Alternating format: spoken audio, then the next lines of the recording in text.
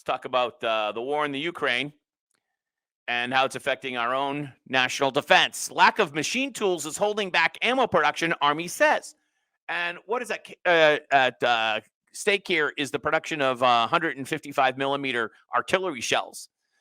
The article from Defense One goes into significant detail about how the facts that we have the materials and the steel to make the material, the arterial cells, but we don't necessarily have the factory, so to speak, and the machine tools and everything that would require us to make enough.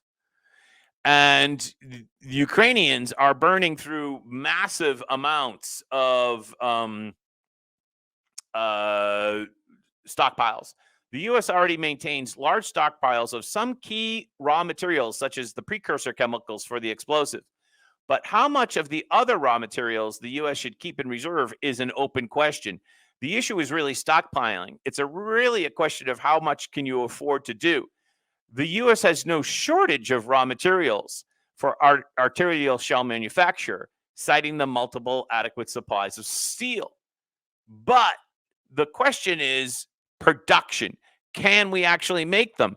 And kind of the unspoken question in this article is, are some of the machine parts / computers / microchips that would make artillery shell manufacturing facility, are some of them made in China, right? Like, I don't think anybody wants to suggest that, and certainly I don't think the Pentagon would ever want to suggest that we can't make enough shells. But that's what this article says, that we can't make enough shells, or it's getting very dangerous.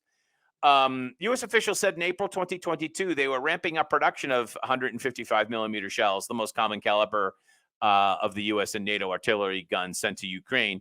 Production is sent to rise to 20,000 shells per month in the spring of this year, and 40,000 by the spring of 2025. Even at that rate, though, that may not be enough to support Ukraine and keep U.S. inventories prepped for other wars across the globe. This could become a crisis. And somewhere in here, they actually tell you how many shells Ukrainians are burning through I thought they gave us they're burning through 1,000 shells a day. 1,000 shells. Now, this is this type of thing that, and I'm no military expert, so don't take my word on, but I'm aware of the phrase, how does that phrase go? We would have won the war if we had one more shell. We would have had, but we couldn't get the shell there because we didn't have the truck, and the truck was missing the tire, and the guy was hungry and he didn't have a meal. Whatever that cliche is, there's a lot to it. Everyone has to do their job. But you really can't win a war without artillery shells. And why we're sending so many to the Ukraine, that's another topic, as you know, I'm not a big fan of that. But more importantly, why would we ever put ourselves, the United States, in a position where we might not have enough shells to defend ourselves and or distribute to our other bases across the world? Why would we ever be in a position where we might not? Right? I'm not saying we don't, but even where it's possible for such a critical military item.